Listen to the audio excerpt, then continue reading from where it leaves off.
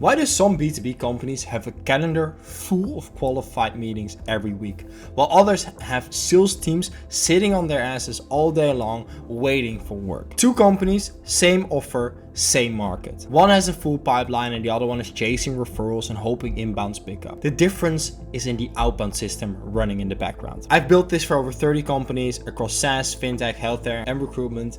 We put on 78 meetings in 14 days for one of our clients and originated 4.2 million in commercial funding to another client of ours in 90 days. What I found is the psychology behind successful outbound is built on 3 different pieces. I would say mental blockers that make sure that people are constantly doing the wrong thing running cold outbound. And at the end of the day, that results in an empty schedule because you don't have a system. And you're constantly running in those blockers because you don't have a system. Most business owners only book meetings when they pretty much come to them. A referral here, a meeting there, an event here. They're trying to kind of tie their agendas together to make sure that they still have something to do. And they only blame the market because they think their outbound is great, their messaging needs to align, and their offer is fantastic. What I've seen is that random actions lead to random results. So unless you have a system, you're gonna constantly run behind the ball and never have the feeling that it comes to you and that you're actually yielding these results by the actions that you put in yourself. 3 main reasons why I think cold outbound fails has to do with the mental state that you put it in for yourself. Situation 1. The majority of the cold outbound emails are not written for the recipient.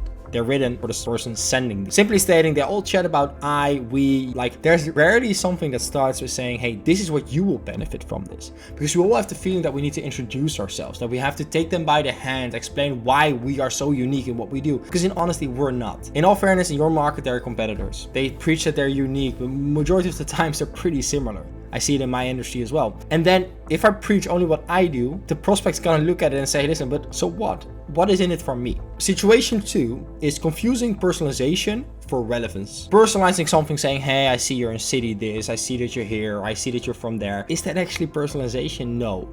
What I found is that even unpersonalized message with the right timing and the right relevance breaks any personalization. And in all fairness, why would you overcomplicate things if they don't need to be overcomplicated? And I'm not talking about, hey, I saw you recently got this funding signal, or hey, I recently saw you move jobs. That are not relevant signals. The relevancy will be found in your offer associated to why there's a need. Combining that with the first point, saying, hey, what will it solve for you, will significantly boost the overall results that it will yield for you as well. Point 3, and I find it an important point. People over assume what volume will bring in comparison to relevancy. If you don't have relevancy, you can send volume, but it will not break. It will not do anything for you. So using both will help you significantly boost results, and that's the moment that you can add volume. So when you see that you have relevance, combine volume, because that's the perfect mix. But then you know that the message already works with low volume, and now it's just a matter of adding the volume and scaling and filling your schedule up. From that moment onwards, if you have that proper system that solves one of these 3 points and you bring it in, you will know that your prospects are gonna decide for the meeting quite fast. Because if relevancy is there and you do enough of it, you're gonna eventually find people that are in need of your service.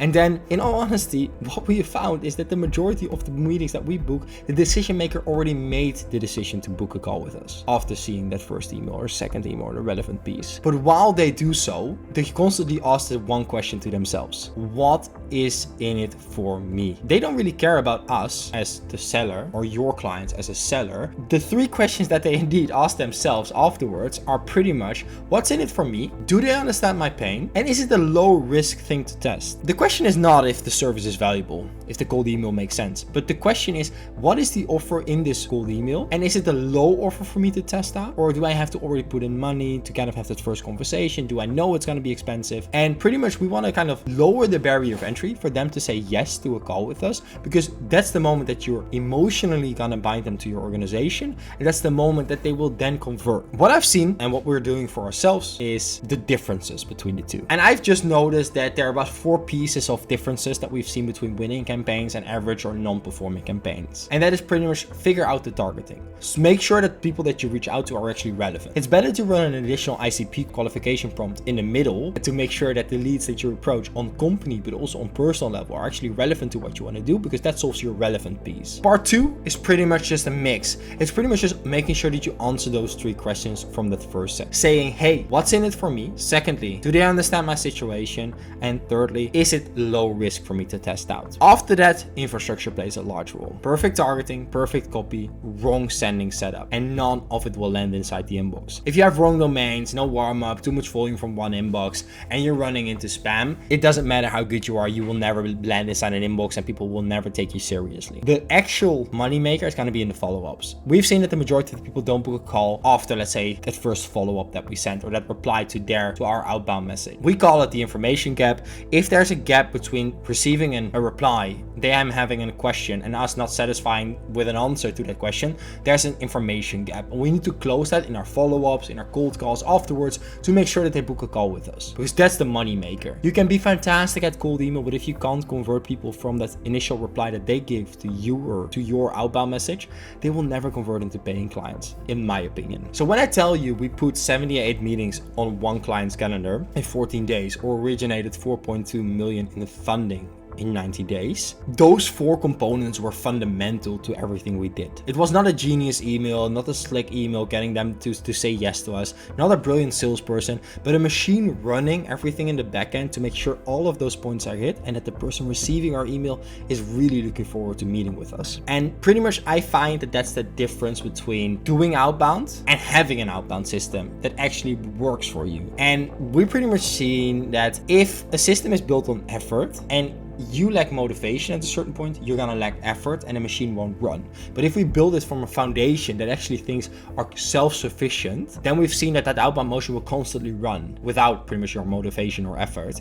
And at the end of the day, do we not all want a system that runs and gets like pretty much sales meetings for us on the go? And in my opinion, we have to stop trying to fix a meeting problem with a better pitch. We need to get there. We need to get them on a call. And the meetings, those calls get booked by the system. Make it about them, prove you understand their world, make yes feel effortless, and follow up on everything that goes quiet. If you get those 4 things and a full calendar, you will never have a bad month again. It becomes the default of what you build. If you want me to go deeper on any of these 4, the targeting, the copy, the infrastructure, or one of the follow-up sequences, tell me which in the comment and I'll make it next.